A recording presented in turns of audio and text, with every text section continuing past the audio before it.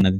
ఇక్కడ యేసుక్రీస్తు ప్రభు మాటలు విని వాటిని గ్రహించి అర్థం చేసుకున్న తర్వాత ఆమె ఏ నీళ్ళనైతే నింపుకోవడానికి వచ్చిందో ఆ నీళ్లు నింపుకోవడానికి ఉన్న ఆ ఆధారం, ఆ కుండను అక్కడ వదిలిపెట్టి ఆమె ఊర్లోకి పరిగెత్తింది. జీవ అధిపతి, జీవమయ్యున్న యేసు ఒక స్త్రీకి ఎదురుబడిన తర్వాత ఆమె తన ఆత్మ సంబంధమైన దాహం తీర్చబడిన తర్వాత ఆమె భౌతిక సంబంధమైన దాహాన్ని ఆమె మర్చిపోయింది. హల్లెలూయా.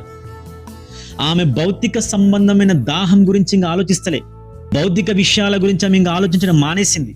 అవి అక్కడే వదిలిపెట్టేసింది.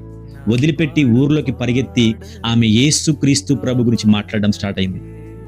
నీవు నీ జీవితంలో యేసుక్రీస్తు ప్రభువు గురించి అర్థం చేసుకుని కూడా, అనుభవించి కూడా నువ్వు ఇంకా భౌతిక సంబంధమైన వాటి కొరకే యేసుక్రీస్తు ప్రభువుని ఆరాధిస్తున్నావు.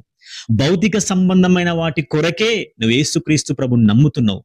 భౌతిక ఇహలోక సంబంధమైన వాటి కొరకే నువ్వు యేసుక్రీస్తు ప్రభుకు ప్రార్థన చేస్తున్నావు. ఎంత దౌర్భాగ్యమైన బ్రతుకు తెలుసా ఇది? అలాంటి బ్రతుకు బతికి వేస్ట్. ఆ స్త్రీ ఒక్కటే ఒక్క మాట విన్నది, నీతో మాట్లాడుతున్న ఆ మెస్సియాను నేనే అని.